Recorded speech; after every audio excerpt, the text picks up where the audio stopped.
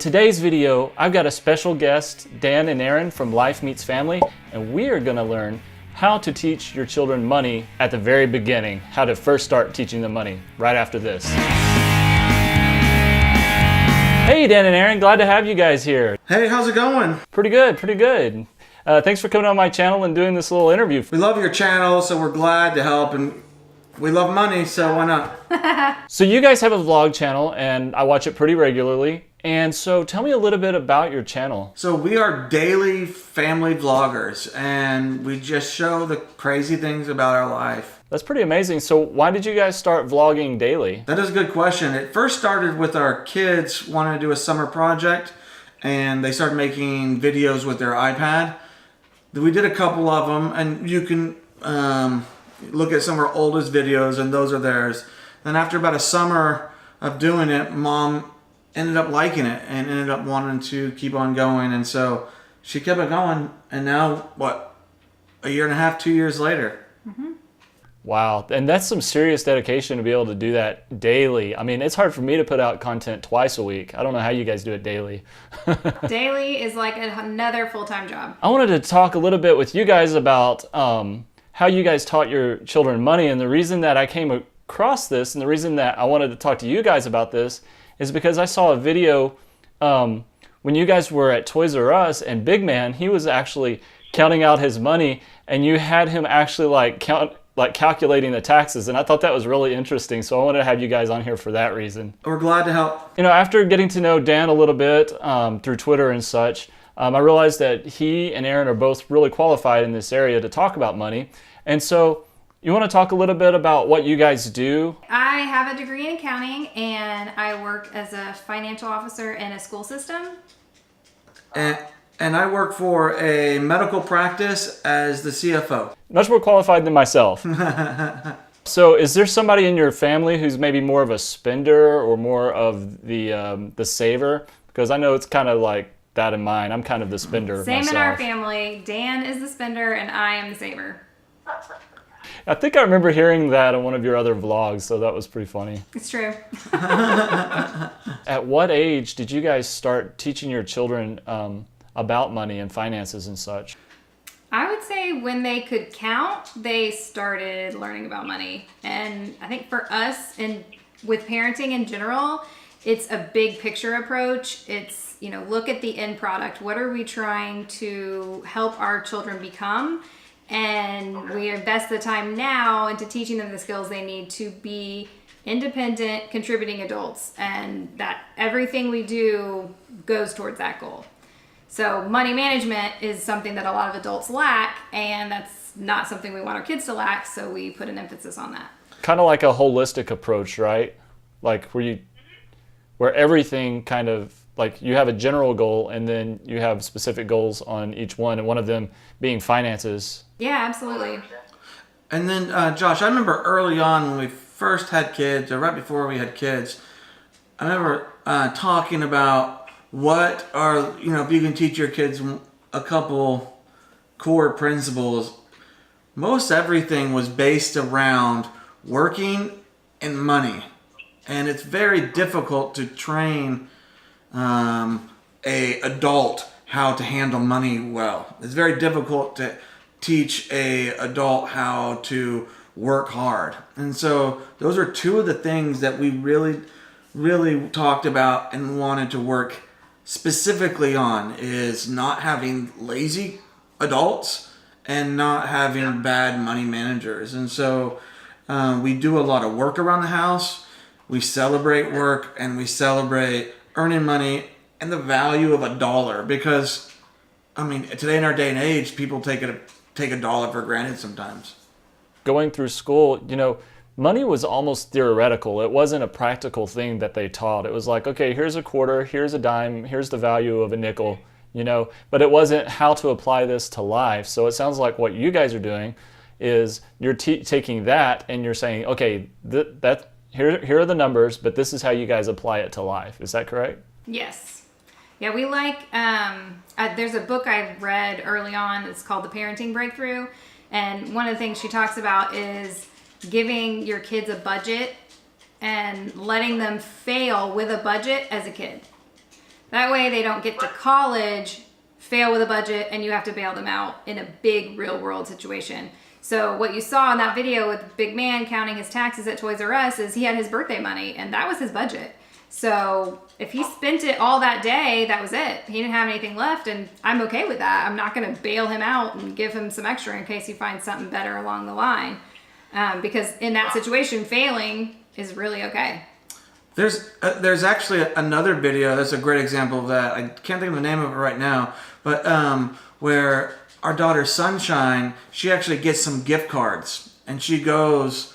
We take her to Toys R Us, and we spend 45 minutes to an hour looking at every single gift in the world that she wants, a toy in the world that she wants, and she budgets it out just like Big Man does, with how much it's going to cost, the taxes, how much she's going to have left. Well, we finally get done, and guess what? Their gift card reader machine is not working. And so, yeah, and it made me feel really terrible because, one, she felt really, really bad. Two, I was going to have to go back there with her and do it all over again. But the message was sometimes that happens. And I didn't pull out my credit card or debit card and pay for it. I wanted to, of course, because I didn't want to go and spend another Saturday there. But I simply said, okay, well, that's life. Sometimes life gives you curveballs, and you have to deal with them. And it's okay to be disappointed, you know? Mm-hmm. I think it's interesting, though, that, you guys allow your kids to fail so that they can grow and mature in these different areas. Mm-hmm. I think it's an important part of growing up and surviving in the world, because failure is going to happen to you, and it doesn't matter that you failed. It matters what you do after you fail. Talking about money as a holistic approach, having like an end goal, but more specifically, what would you say the very first thing that you taught your children once they understood, what 5 cents was, what 10 cents was, what $1 is? So I'd say the first concept would be an allowance. And the way we approach that is when they turned 5, they got $5 once a month, and it's their allowance. It is not attached to them doing chores or work or anything. It's just because you're a part of this family, you get $5 to spend this month. And there are requirements because, it's a budget we're teaching. So part of it is that they have to pay money in tithing. And the other part is that they have to save. And we encourage the saving by matching what they save. So when Big Man got his first $5, he gave 50 cents to the church, and he put 50 cents in savings, and then we matched that. So he actually deposited $1 in his savings account. And yeah, we like that because then they had a little bit of money and they got super rewarded for saving, but then they could spend all of that extra $4, or they could save it. And some of them did save and buy bigger things and got a taste for what it's like to wait. And some of them bought the smaller things that, didn't last as long and got broken. Yeah. As you were teaching them this early on, did you find that there was a single challenge or a struggle? I think that learning to wait was really hard because most of the time, the day they get their allowance, they want to go shopping. As adults, we're the same way too. Yes, when you get your paycheck, it's time, right? Costco, I think another thing that we do is we do not replace the money when they lose it. And so, of course, as little kids, they will hide it here or hide it there, or they put it in a wallet that they don't take care of that gets put wherever. We don't replace that. And so to me, that's important because if you value it, then you will know where it is. I have money and I know where my money is because it's important to me. And so I think them learning that with 50 cents or $1 may seem like the biggest deal in the world to them, but in all actuality, it's not really that big a deal. And if they lose it, they're going to be really sad for a minute, but that's life. Learn it and take care of it. And they don't really lose money anymore, so that's good. You're also teaching them that there's value there, and if you lose it, nobody's going to replace that for you, especially, when you're an adult. Mm-hmm. You're right about that. When your kids turned 5, you started giving them an allowance, and you said that wasn't attached to like chores or anything, but do you guys do anything where money is attached to any kind of chores or anything like that? So chores are a requirement of being part of the family. And when I say that, I mean, basic, like unload the dishwasher, keep your room clean, vacuum, bathrooms, the typical stuff you do on a weekly or semi-weekly basis. They can earn money, and I usually keep a list of like the bonus chores, the things that I don't want to do or take a lot of time. When they were little, were really simple, like washing the baseboards. You know, I don't want to do it, and it needs to happen every once in a while, so it would stay on the list because eventually they would all get washed. But it's above and beyond the expectations of the family. But for that, we don't pay them an exorbitant amount of money, and because remember, we're trying to teach them the value of $1, and so I know some families that if they clean a window, they get $2 per window, or they vacuum a ground floor of a house, they get $30 or something like that. Well, to me, sure, I could give them that, but that's not teaching them how much work it takes to make $1. I mean, if they go to McDonald's, they're making $6-7 an hour for a whole entire hour's worth of work. And so to me, them working 20-30 minutes to make $1, maybe $2, that's completely fine. Is there anything else, regarding the chore system or allowance system that maybe you haven't talked about you'd like to talk about real quick? I think I did leave out a part of the allowance that they get the number of dollars of the age they are. So when they're 5, it's 5. When they're 6, it's 6. And then also that there's an ending time to the allowance. When they turn 12, they don't get allowance anymore, because at that point you can work. You can babysit, you can mow lawns, you can pet sit, you can do newspapers in some places, not where we live because we're in the country, but at that age you are able to do things people could pay you for. So once they turn 12, that's the end of allowance, and then you're learning on the money you earned. And so we haven't gotten there yet. I haven't experimented with this, but the plan for M&M is she will start with a clothing school balance. And so we'll figure out how much money that is for the school year, and she'll get it. And it'll be up to her to have enough money to buy the clothes she needs, to pay for her field trips, to go to the movies with her friends, or however she chooses to use that money, but it'll be on a year basis. So that way we're expanding the scope, you're expanding the dollar amount, but then also, they're able to work, so they can build on that if they want to. What do you guys do when something pops up and it's like something that wasn't planned, or maybe something that wasn't budgeted for, and all of a sudden there's an expense? Luckily, we have said no.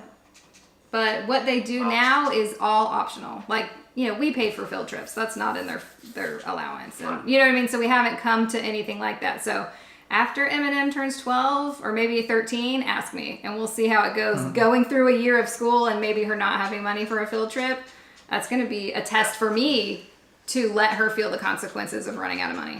Because that's hard as a parent to see your child fall and fail, when they're a little baby.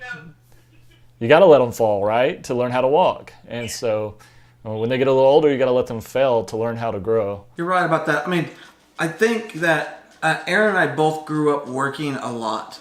We both worked through high school. Erin started babysitting early on when you were 12, I believe. I think I was younger than 12. Those were different times. I started early on taking candy to school and selling it when I was in elementary school and getting in trouble when I got caught, but it didn't stop me because I was making money doing it. And then I went door to door selling candy also.